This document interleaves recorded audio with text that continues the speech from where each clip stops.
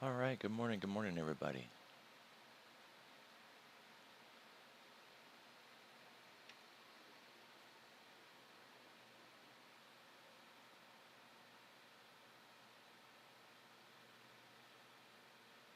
Recording in progress.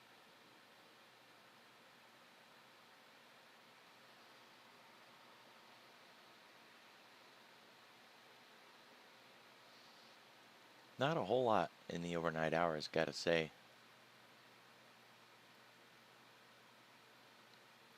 And perhaps that's not necessarily a bad thing.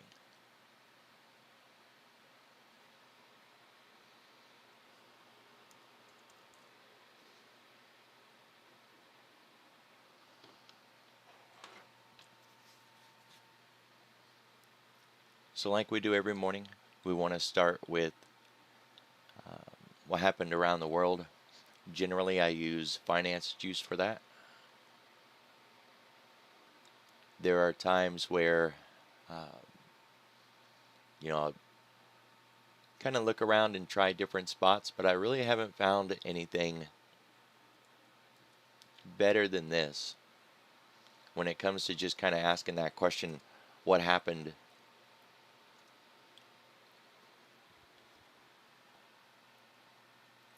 There was a place, if you, and it's useful for more than this, it's called Koyfin. But you can also use bar charts or NIO. There's a million places out there. This one seems to be my go to. We do have a lot of things on the list, but really not a lot of times. So 8:30 and 10 is the big one, or 8 8:30, 9:15, and then 10. And I'm using different numbers than what you see here on the screen because this is recognizing what time zone I live in, and it needs to recognize, you know, market time.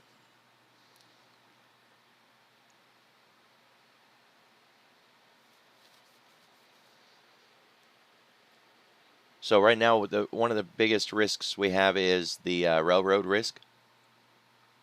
If that doesn't get resolved, I've seen something from the White House. They were talking about trying to find alternatives, but I mean, it's unrealistic.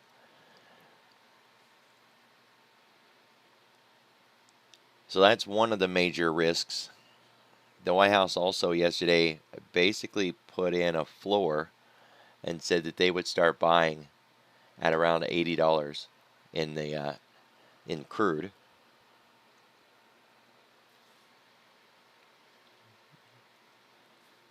And they've been releasing their strategic petroleum supplies, and this would be their way to kind of refill the coffers, so to speak. There is a tropical storm, Fiona, that is not yet in the Gulf, I believe, but it's certainly something to keep your eye on. If we do end up getting a hurricane in the Gulf, that would send energy up significantly.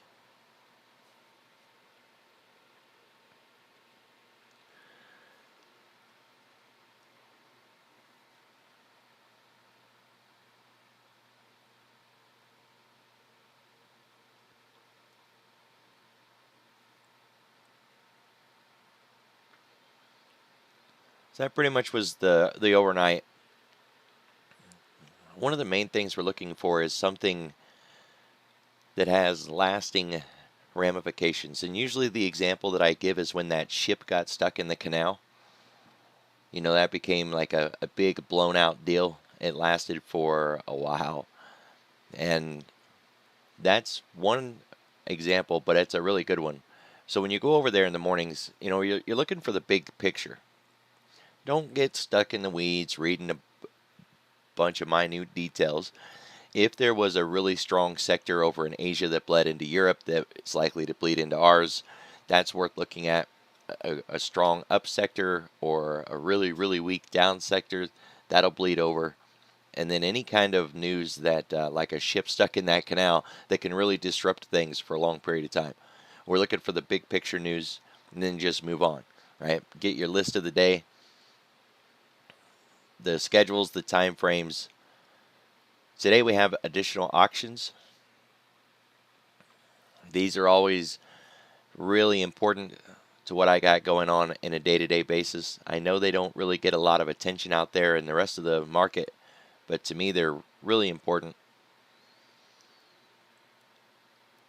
I've caught so many midday reversals just because I was prepped and ready to go, because I knew that there was an auction at 11:30, or that I knew that there could likely not be a lunch range because we had auctions at 11 o'clock.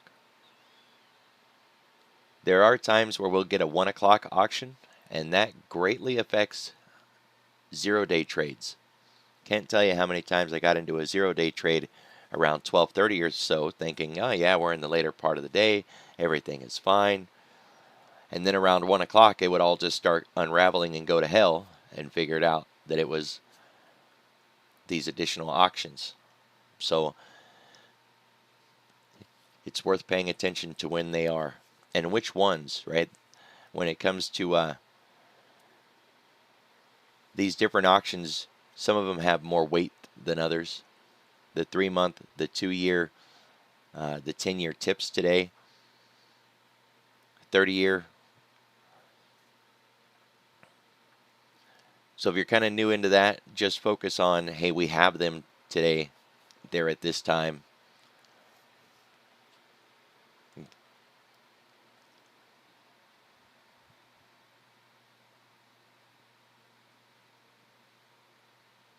Okay, like we do every morning, I want to start with volume. Volume looks a little light today, but to put it in perspective, right? If we were to go back and look when it wasn't CPI and it wasn't PPI, we would find, the low 90s is not bad. We had high 90s here, mid 90s here. So we're sitting at around 92. It's not that bad. If we get below 50, that would be a number to kind of pay attention to. Like it's 7:30 in the morning, we should be above 50. So if we are below that, we'd want to know what's the catalyst that everybody's waiting on. Why is it so light? If we come in and it's sitting at around 220, 250, right where that line is at 7:30 in the morning, we'd want to be a little concerned. What's driving the volume so early in the morning? What's going on out there? Otherwise, when we come in and we look at this, we see that it's, low to mid 90s. It's good. Just turn it off. Just get it out of the way, because you don't need it at that point. It's done its job. No reason to donate the real estate. All right, get rid of it. We are inside day right now, and it's a very compressed, very muted day so far. The market is still a little bit butthurt, I guess is a nice way to say it. So many institutions were off sides. They were caught unawares.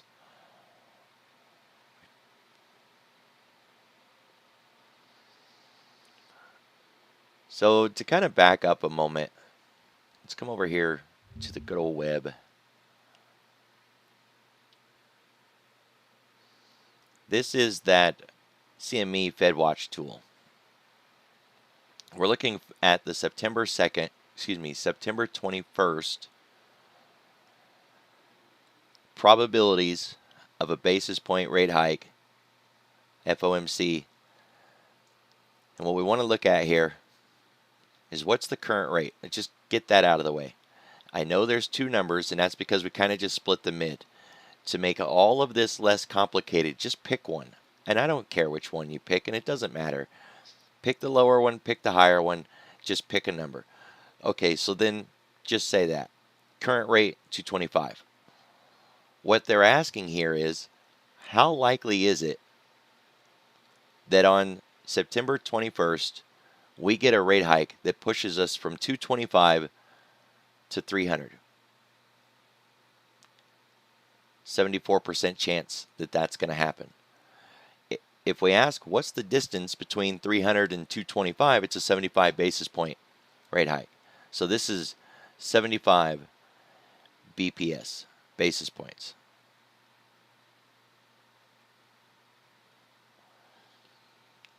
225 to 325. That would be 100 basis points. What's the probability that we get a 100 basis point rate hike for September 21? 26% chance. All right, now if you've seen this before, or if you get it, hey, great, you got it. What was it an hour ago? What was it last week? What was it yesterday? Are they pricing this in? Are they not pricing this in? Are things drastically moving? To get those kind of answers, you got to look farther. You got to look down lower. So for the 300 to 325, right now we have a 74% chance of that happening. Yesterday it was a 75% chance of that happening. And 1 week ago it was at an 87% chance of that happening. And take it back a little more. A month ago it was a 39% chance. So there's been some drastic changes in this probability over the last week or so. We want to see that number start to slow down. That'll kind of fill us in that they're done repricing things. Now this is just one contract or one date. So let's go to the November 2. On a day-to-day basis, what I'm looking for when I come in here is the distance between yesterday's number and today's number. These two columns right here. I don't need these two back ones because I look at this every day. I already remember what it was Monday. I remember what it was Friday. If you haven't been in there before, you're going to need these just to kind of give you an idea of, hey, where were we a week ago, 2 weeks ago, whatever.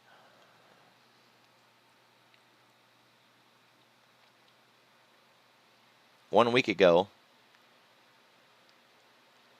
there was an 84% chance. Now it's a 25% chance. That's a radical repricing. This was at 3% and it's now nearly at 60%. That is a radical repricing. So when we ask, are they done? Are we done falling in the market? Are they going to continue to push the market down? Are they pricing in these, kicking the can on the Fed pivot down the road? Yeah, they're getting kind of close because these numbers between yesterday and today are not as wide as they were.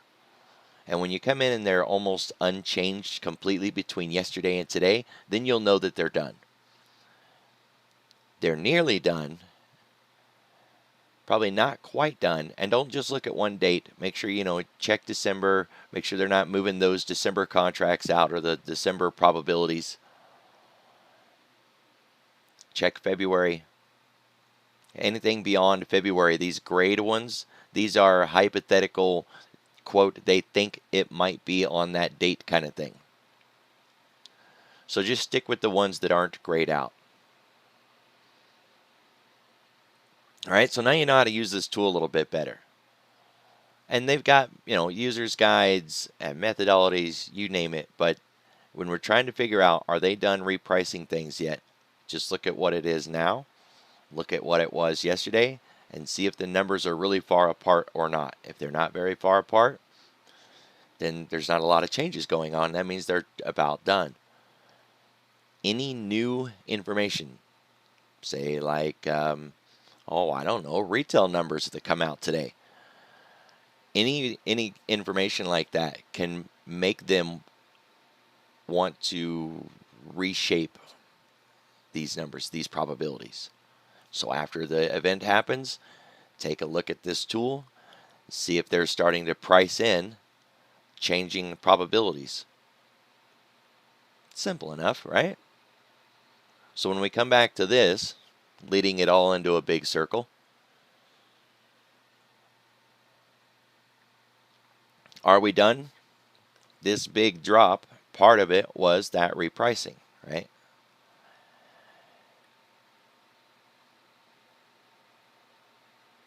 If they're done, then what? Well, we talk about a market under influence, and that's what drove us to the downside to begin with.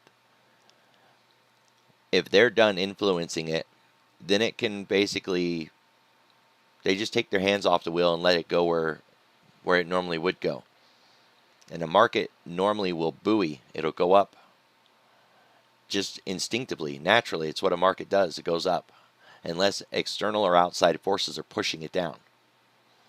So once they take their hands off the wheel and this starts to stabilize, the expectation is that we'll start to grind back up, barring any new news or circumstances or anything else that's going to come in and make them readjust those probabilities again.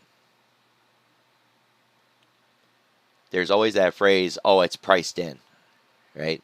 Earnings is priced in. The new AMD chip priced in. The news of an Apple phone is priced in, it's priced in, it's priced in. With that Fed Fund tool, out of all the different things that you can't see getting priced in, that's one that you can. So use it.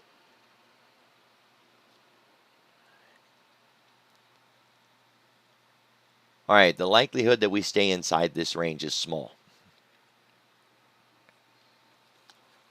We're going to eventually leave it. That's the market promise, and it is guaranteed. We will leave this range eventually. The question is, are we going to leave it today? I would bet that the answer to that is yes. If you go out to the daily chart and you look at how often the S&P closed one day inside of a previous day, yeah, you get that a lot.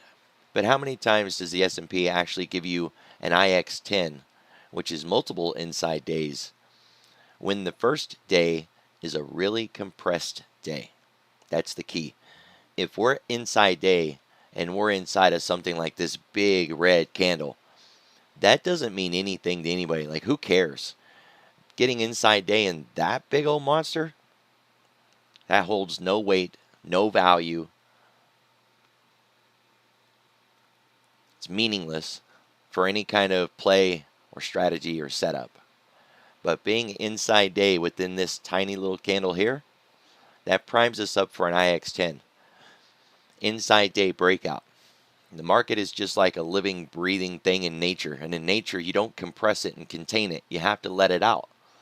That's why there are spillways at dams. You have to let the energy out or it'll just build and build and build and build until it pops, explodes, breaks. Now, there's no direction promised here, but the longer we stay compressed inside of that blue candle, the more energy it's building up. So when the move does come, it's likely to come with a lot of energy behind it. Now, again, this isn't promising you which direction it's going to go. You can use other tools for that.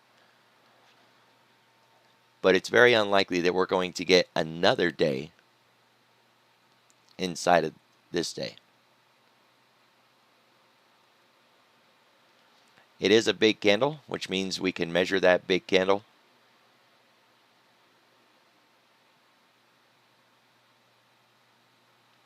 Our upside moves, which really aren't going to help us out that much.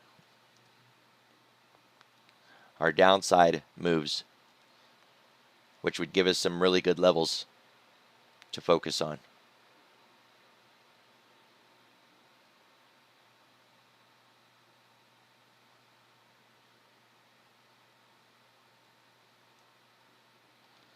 If you did that same thing with Jackson Hole, that big event on Jackson Hole, on the ES, it doesn't line up as good. Do that on the SPX, and that drive to the downside stopped right at the 100 line. And it paused at the 50%, like it was really thinking about turning around there. And then it just couldn't stick and dumped through.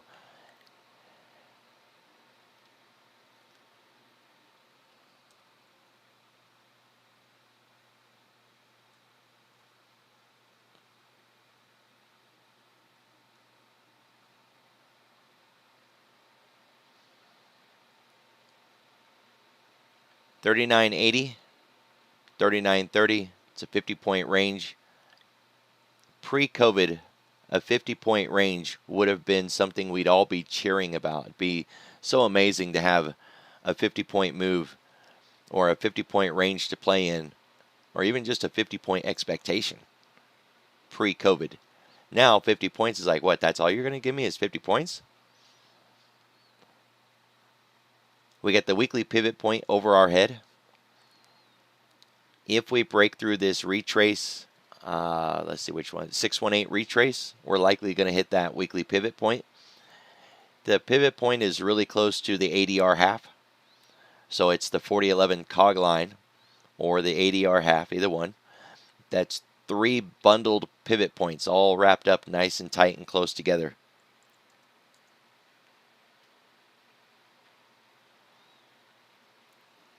I would consider that a significant level of resistance that we're going to have to fight through. And if you look back, right, let's just look left, we can see that it was a significant level on that day where everything got really wild. It wasn't necessarily a resistance, but it was most definitely an area where price responded and reacted and magnetized like a cog line, which is COG, center of gravity, 4011. Imagine that.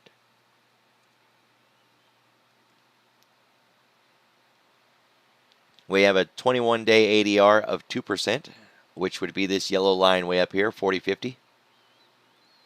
We could move to 4050 and it wouldn't even be considered extreme. It wouldn't be an outsized move. It wouldn't even be an outlier. Getting a move to 4050 would be as common as somebody getting up and going into the kitchen to get a drink. No shock and awe, no excitement, no extreme POV to that at all. So if things really start to get wild today, like we do before, measure the distance between the ADR half and the ADR full, and then plot that distance as your next level up. There's no market maker move tag up here, so we don't need to worry about that. And the previous week's high is at 40.77. That would give us an inside week breakout if we happen to get up that far and then break through the top. It is more likely that we're going to go up rather than down unless the news is bad, right? We got a lot of econ on deck today. It's not really anticipated to be the event. I believe OPEX has probably got more weight on the market conscience at the moment than the retail numbers. But, I mean, we'll see. So if things were to go to the downside, 39.31 is the ADR half, 39.11 is the cog line, 38.91 is the ADR full, and then we are in the previous week's low. So if we break below 38.83, then we're inside week breakout to the downside. And again, just getting to that yellow line, 38.91, that would not be an extreme move. It would just be another day. If we do get that far, you're going to want to plot out the next level. Take the distance between the ADR half and the ADR full.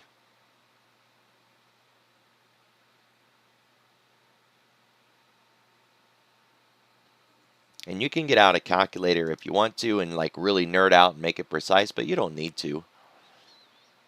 Just measure that distance and then plot that distance down, and this becomes the next distance.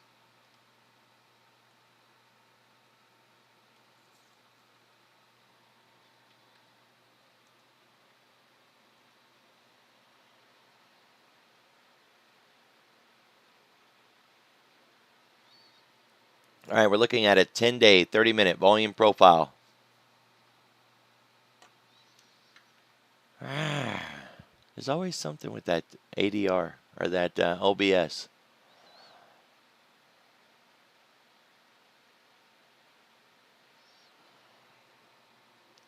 Thank you. I will get the video uploaded from Zoom onto the YouTube. You know, that thing wouldn't even let me use it today. I had to completely reset the YouTube account on the OBS to get it to even connect. I love the new OBS layout, but that thing just like randomly resets itself back to default settings. think I'm going to go back to the old one. Thank you.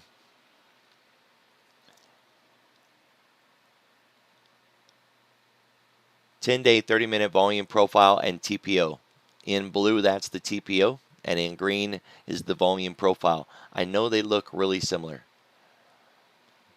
but the one in blue is time, price, opportunity, TPO, and the one in green is volume profile. When we use phrases, the phrases make it easier to understand. In green, it's volume by price. In blue, it's volume by time. Simple enough, right? When we're at the bottom of the box, we expect to go to the top of the box. When we're at the top, we expect to go to the bottom. If we get out of the box, we expect to get back into the box. We're really close to the point of control. We are tangled up into all of this massive volume, and there is nothing here of any value to offer any insight. We would have to get completely outside of the box and get all the way up towards that previous week's high before we get into a shallow area. Something that shallow, we would likely move through it really fast. But down here, we've just got a lot of trash, and there's no insight here at all. And it's not likely to change anytime soon. So, right now, this is worthless. The only good thing out of saying that is we know that it's worthless and we just move on from there.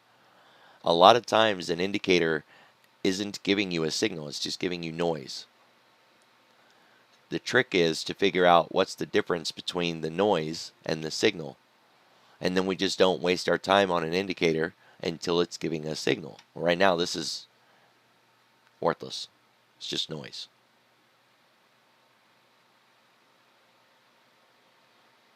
We have our VPOC from 9/13. That's that big drop day with the point of control at 40.04. The value area low from yesterday could be carried forward. I've mentioned this before. If you go and learn and study volume profiles, they'll tell you that you can carry yesterday's levels forward. I don't do that, mainly because I've got enough pivots. But I would rather carry forward the low of yesterday than the value area low of yesterday. And what you'll find is most of the time they're very, very close together anyways. I do like to carry forward the point of control, but only until it got whacked. And if you look at last night, it was the spot that price kept stopping at until finally it broke through it. Well, we've crossed through it. It has no value now. But the untouched point of control from the other day, that's still over our head. That's still one that we would want to focus on.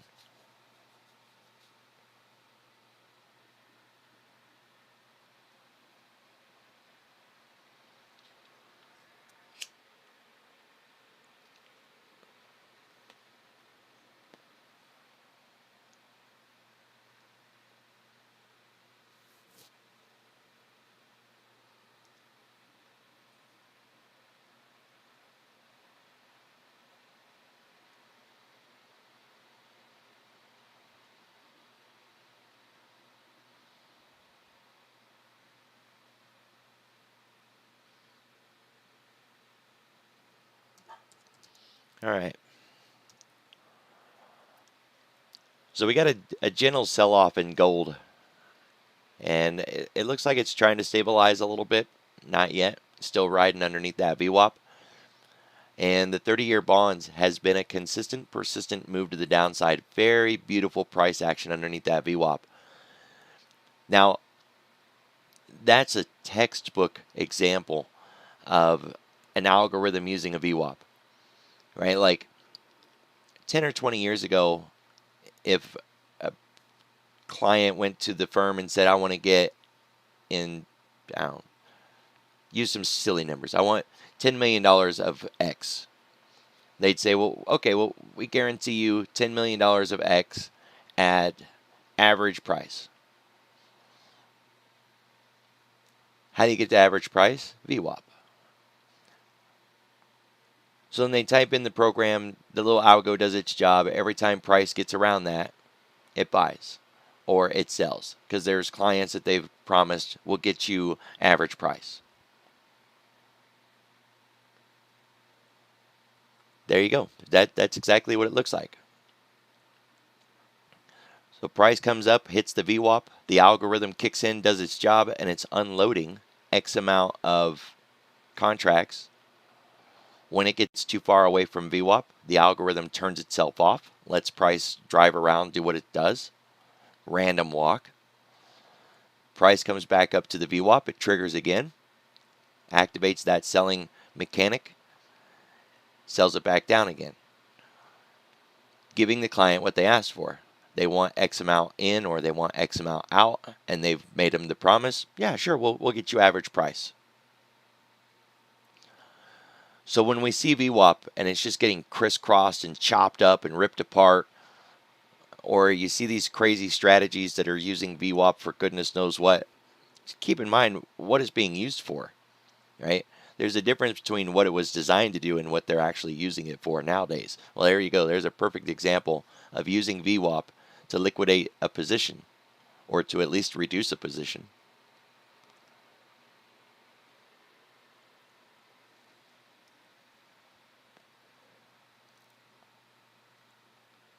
And if you look at Bitcoin, you can't tell me if it's buyers or sellers from looking at this, and it very likely could be both. So when we talk about it's just noise, I mean, that's a perfect example. It's just noise. Leave it alone. Wait till it gives you a good clean signal of something.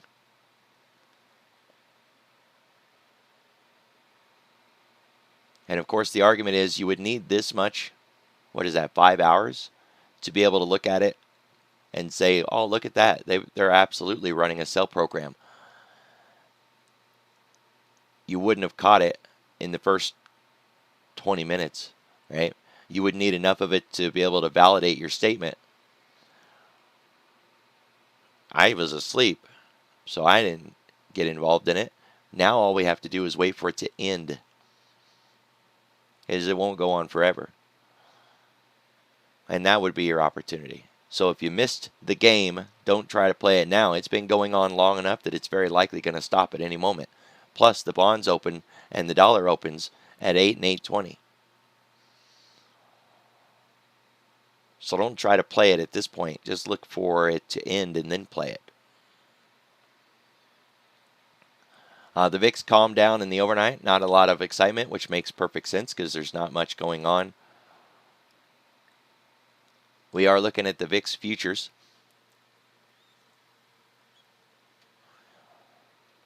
I tended to look at those more often than the VIX.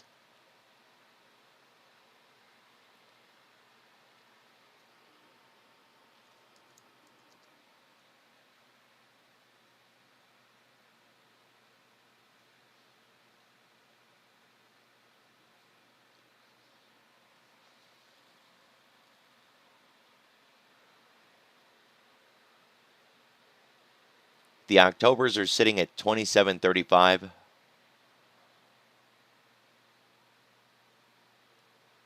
The Novembers are at 27.65, which is round up for easy numbers.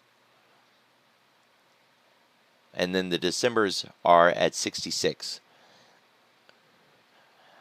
There's almost no daylight there between the Novembers and the Decembers. We're still in contango, but only by 3 pennies. So if those Novembers start to bid up just a little bit more, they're going to be more expensive than the Decembers, and that's going to start putting us into backwardation. Keep your eye on those volatilities, whichever volatility thing you want. UVXY, VIX, whatever. If you're on a broker that doesn't offer you VIX futures, you can use VIX with numbers. So VIX 9, that would be your 9-day. The VIX itself is 1 month, but then you can type in VIX 3. You'll get a 3-month. Then there's a 6-month, and then there's a year. So you can look at every one of those and see their pricing model. And what you want to see is the shorter the duration, the lower the price. The higher the duration, the higher the price. That's contango. It's normal. What you're looking for is backwardation. You're looking for the front end to get higher than the back end.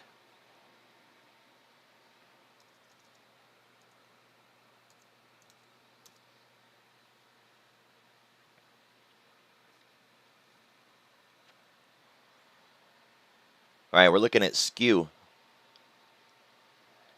We're not really out of whack here. Nothing out of place. It's fine. It's a little low, but it's fine.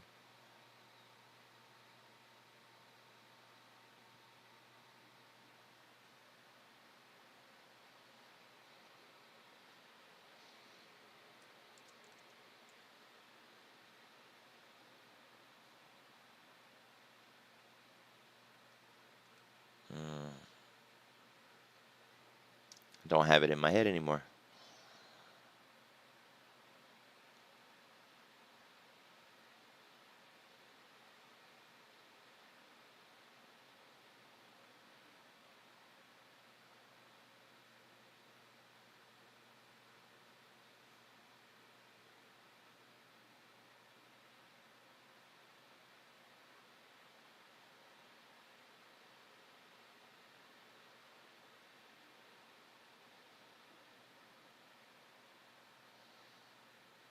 Ah, well, we were going to look at the 210, but I don't have the chart where I normally would have it.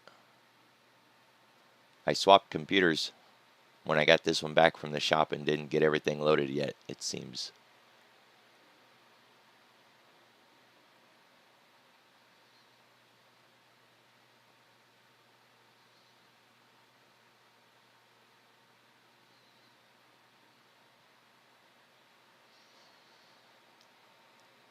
Speaking of volatility,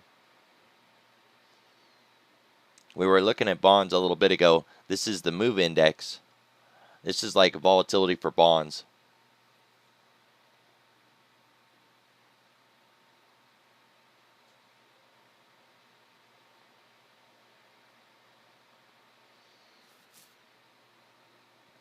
So we're not really out of place. It's kind of going down, right? It's maintaining this range, nothing standing out. That's all we're really looking for, something extreme. We don't see anything extreme, it's fine, move on, no big deal.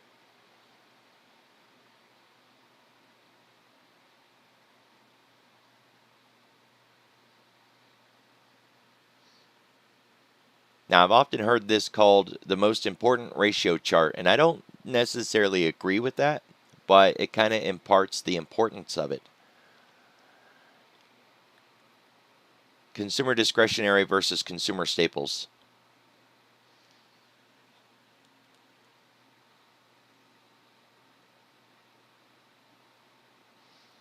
Getting that move back up, even though we didn't get much of a move in the S&P yesterday.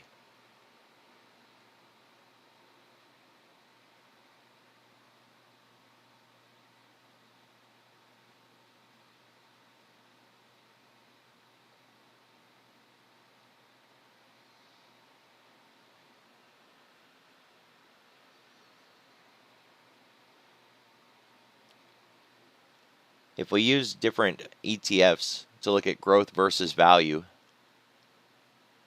IWF versus IWD,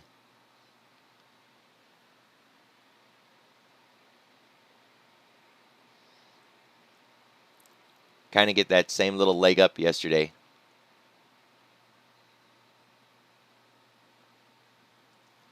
So to put it into context, when this is going down, its value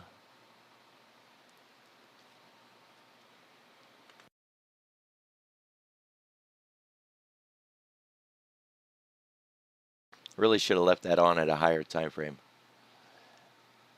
But I turned this thing where it's going to move with the market, right? Instead of being like an inverse one. So if tech is doing good, if consumer discretionary and finance is doing good, if the market's doing good, the S&P is going to rise. This is going to be pointing to the upside. When you start to get the divergence, this moving down, but the S&P still moving up, this is giving you the heads up that it's backwards, that the market's topping out, getting into a situation where growth versus value are rotating.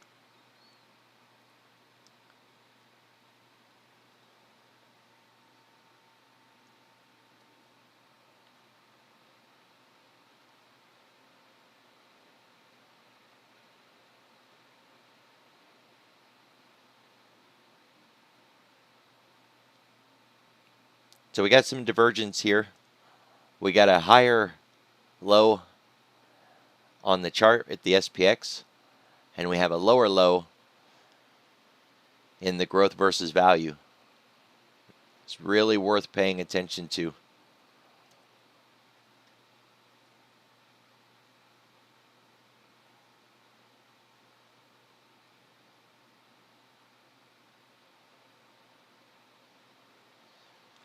Stocks versus bonds.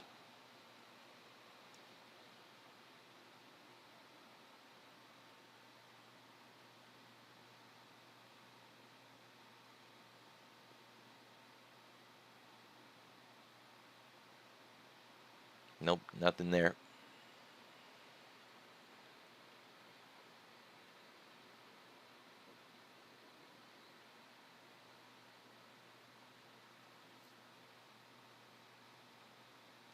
And there's the 210 curve. The zero line stands out. It's that big yellow line. We are significantly below that. And if we look back in history and ask, well, where were we at these levels before? There's 2000.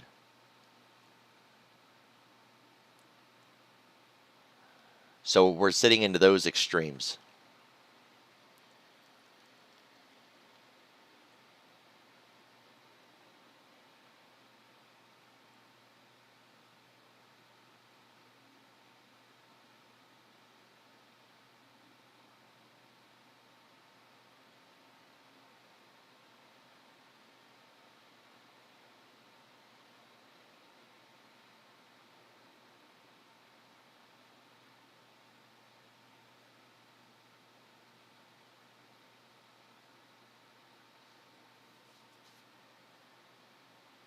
All right, so we got OPEX this week.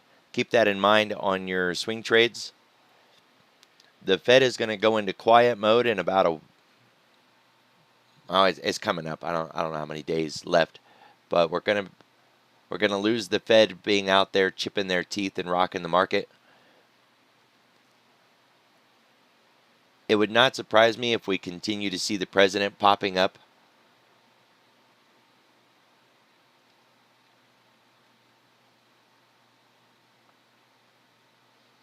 Likely some ECB.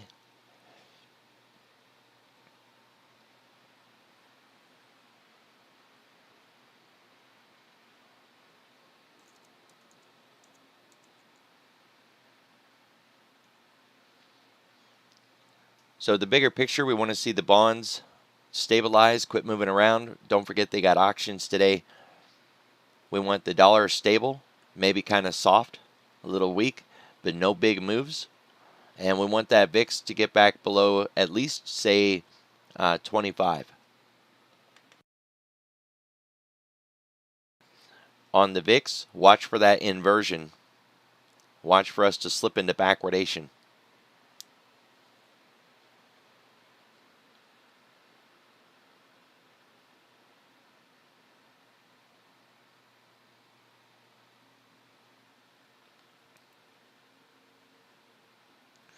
All right, pre-market change percent. We're looking at the NASDAQ 100. The monsters of tech stands out really easy. It's those big boxes. The boxes are based on market cap. And other than Tesla being up a little bit, Meta's down 0.5%, Google 0.5%, Microsoft and Apple less so, but still down, and then Amazon. So pretty rough out there on the tech side. Semis are still getting beat.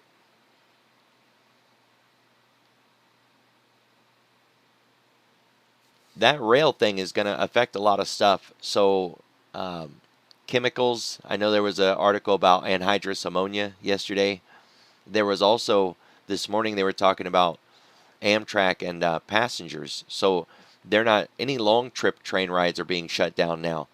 I live in Kansas, so it's a farming community. Farmers use ammonia all over the place, constantly. This is going to affect prices of food. I mean, you name it, right? So it's a big deal. Even though there's no resolution or it hasn't started yet, we're already seeing the effects of it. So anything that is a major thing being moved in rail, keep your eye on. That could be chemicals. It could be, you name it, right? Go down the list. That's going to cause a significant divergence between, say, the S&P and the NASDAQ, right? Just because of the different companies that are in one index versus the other. Now, they don't offer me the S&P 100, right? I don't have that choice. So when I go to the S&P 500, what I usually do is just use the filter here and knock it down to around 100 names manually using market cap to help with that decision process, right? And it's not perfect, but having 115 is better than the 500 in total.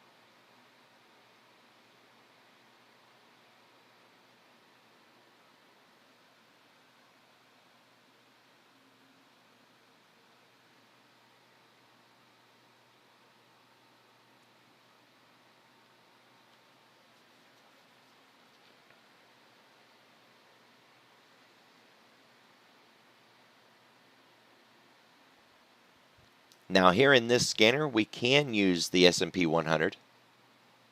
And we want to ask the question, just a very basic, simple one. How many names in the S&P 100 are up at least 0.5%? 5. So, like, everything out there is holding its breath. And one of those that are up this morning is railroads. So there's nothing really significant in the S&P 100 making big moves other than these. Very small list of names. Health, technology. Health was doing amazing yesterday. And we seem to be getting a little bit of follow through this morning. When I come in and I've got 60 names that are all up at least 0.5%, that's a pretty big deal. But there's, just like we looked at with the futures, they're flat, they're sideways, they're compressed. We're not seeing any signal yet of anything sector-wise starting to take off.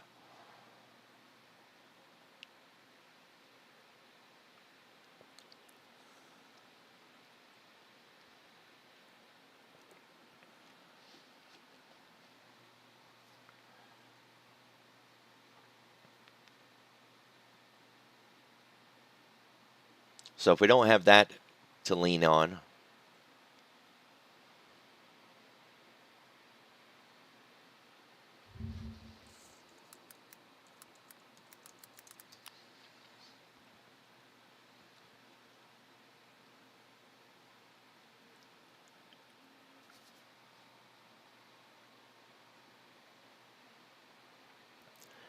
the thing about backwardation in the VIX, backwardation first, it exists anywhere, right? Anywhere that you can put price and time together in a sentence, like a 210 yield curve for an example, then it's usually anything in the front is cheap and anything far away is expensive because things in the future are so unknown. There could be hurricanes, earthquakes, wars, death, destruction. You don't know what's going on in the future, and so the future is usually more expensive. When the front becomes expensive, that's saying that everybody is more concerned about their right now immediate situation than they are about the future. When you put that into context with the VIX, which is like it's volatility in its purest form. What's volatility? It's the nerd word for movement. When you have implied volatility, it's the promise of movement. We just strip away all the fancy talk and put it into plain English. Implied volatility is a promise of movement.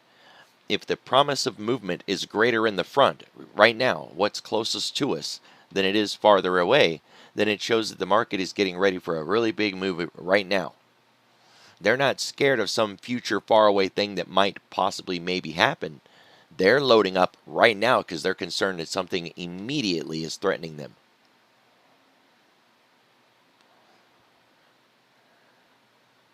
But anything with time and price can have a curve, right? And that's where you start getting into backwardation and contango. We brought up TrendSpider here. And these two lower columns are things that have weekly options. TrendSpider won't let me make a list of 600 names, so I had to break the list in half. I arbitrarily broke it in half. There's no rhyme or reason to where I broke it. The main thing is we just want to look at what is moving in the pre-market.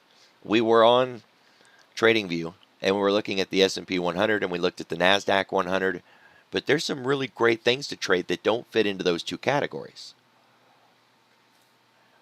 TradingView doesn't really do a good job of letting us use whatever watch list we want. You basically got to use whatever they have or build scanners to give you what you're looking for off of like the entire universe of stocks out there. I might as well just come over here where I can use my own watch list. Airlines started popping up yesterday, by the way. Just seeing jets there reminded me. So on Thinkorswim, I've got a scanner that's looking for action, and it's a great heads up for flow before the S&P and NASDAQ start to make a move, or it helps me validate when we do see a move. Say the S&P breaks a range, starts heading to the upside. If my watch list of stocks suddenly just puffs up like a blown up balloon, I know that flow is going out across the board into a basket of stocks. And I keep it sorted by sector and industry. So when I see the balloon getting blown up, I can look at, well, what sectors are driving this S&P drive or NASDAQ or whatever it happens to be. We want it to be our risk-on sectors: finance, technology, consumer discretionary. Yesterday, it was healthcare predominantly. There was some energy in there. Tech kept rotating out. But airlines popped up in there a few times yesterday. And first it was just one name, which makes sense. But then as the drive continued, it kind of opened up a couple more airline names. It's worth keeping an eye on that sector over the next few days. Could see a little bit of a rotation.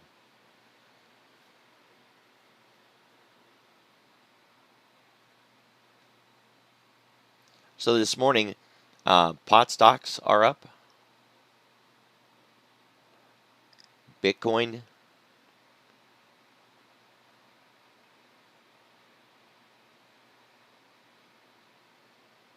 and retail. I mean, that's really it in a nutshell. Everything else is either flat or down. My metric starts at a 0.5, a half of a percent. Now, these are like legacy, old school, been around forever kind of things. We want to look at things, make our own sector, make our own basket of stocks, right? Our own ETF. Basically, we just throw in names that fit into a particular sector or industry and not pay too much attention to what index they belong to. Is that, like, is it in the NASDAQ? Is it in the Dow? Is it in the S&P? So if we look at EV names for an example, mostly down, and the ones that are up are more like battery or component, like Canoo. I mean, sure, Ride's in there, but no GM, Ford, Tesla, Lee, NIO, they're all down.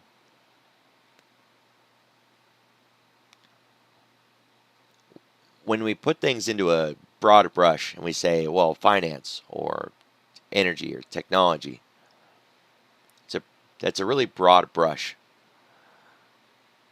We know energy's moving around, but what energy? Oil and drilling, production, solar, nuclear, coal. So the broad brush of just saying energy, well, energy, they're all down. WMB, Williams Companies. And I see Econ down there. But let's see. Dial it in a little closer.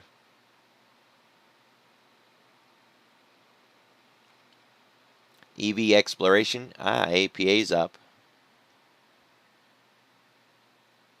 It looks like it's giving it back though.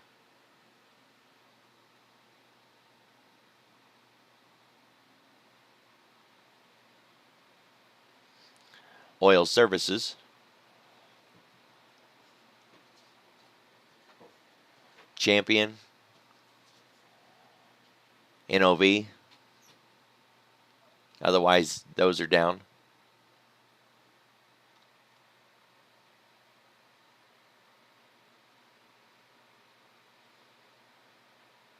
I could have swore I had one more energy in there. I will have to rebuild it. The same thing goes with the financials. I know when we were over on TradingView, I seen a couple of financial names that were moving around this morning. That's a broad brush. If we say financials, it could be insurance companies, credit cards, lending institutions. You really want to start breaking that into smaller pieces. I watch KRE through the day, which is regional banks. I keep my eye on the XLF kind of peripherally, but KRE to me is a lot more important than XLF. Nothing really hopping over there, but they're not beat down as bad as a lot of the other sectors this morning. This is one of our risk-on sectors. If we're going to light up, we need finance or tech. And, I mean, this doesn't exactly scream bullish yet, but it's certainly not beat down, say, like energy was looking.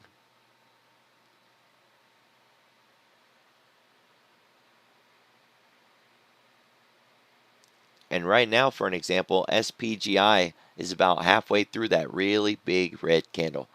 Remember earlier we were talking about measure the candle. When you get a really big candle, put a fib on it. Or put your quant tool on it.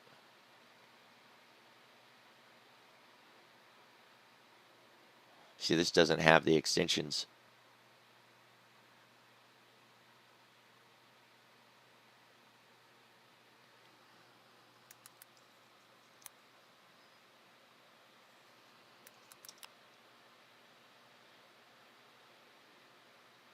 Perfect. All right, so what I did up there, I measured from the high of that big candle to the low of that big candle, plotted out 50%, and then plotted out 100%. Where did it finally stabilize? 100% of the move. Well, now we had another really big candle yesterday.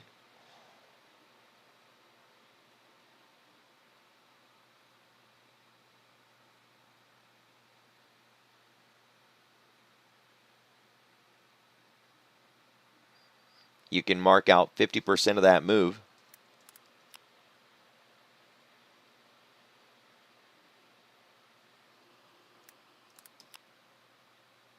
And 100% of that move. Right now we're above the 50% line. I would look for that to provide a little bit of support and maybe a trigger for an opportunity if this sector continues to do good this morning for that run back up. Now that it's above that 50, I don't want to see it come back down below it. So if you're looking for an opportunity, it's very likely going to fade a bit at the open a little bit.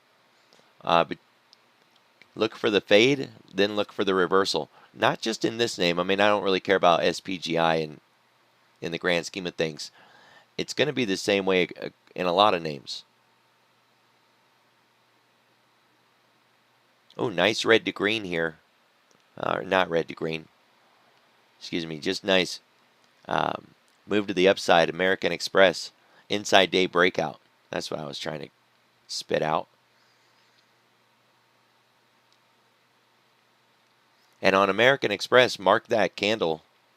The 50% is very likely going to be where you run into some resistance. All right, so we're at the 75. If we can break through that, which would be an inside day breakout, 159.50 would be a good target.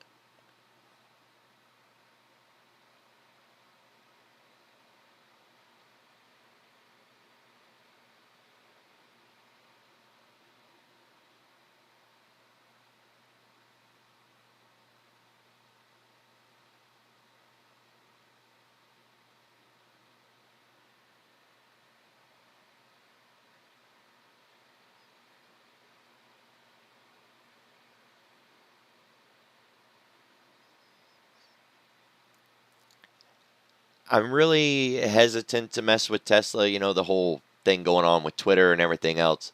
So, I mean, this could catch a bid and try to reclaim that 310 this week. I don't know.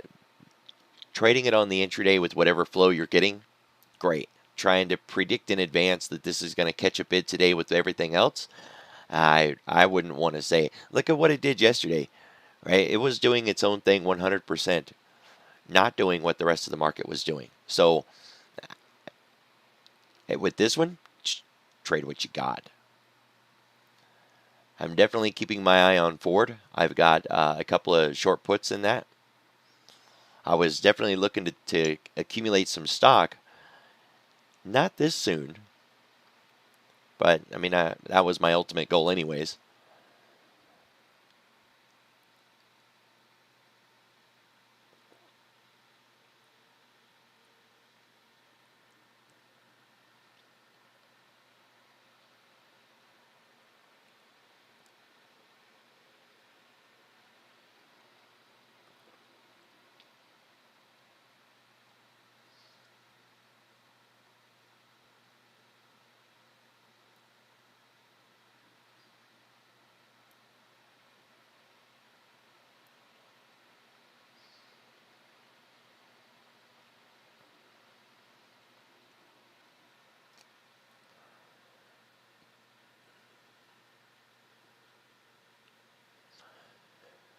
Again, and I've been saying this all year. It's starting to sound like a broken record.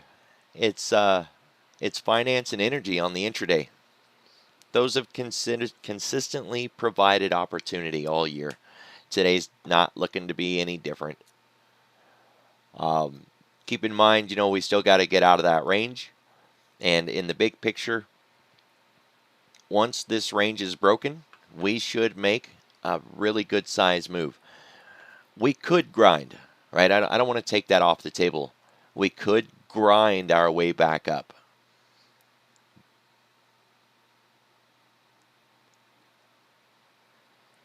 I don't expect it to be that kind of move. All right, so you got your levels. Watch the sectors, see what finally starts to get into play when we do break out. Those sectors will point you in the direction for how strong this move is, and then use the Fed funds tool to make sure that they really are done repricing that Fed pivot. All right, so that's what I got. Y'all be careful, be safe. I will see you tomorrow, and I will get the YouTube video loaded up as soon as Zoom is done rendering.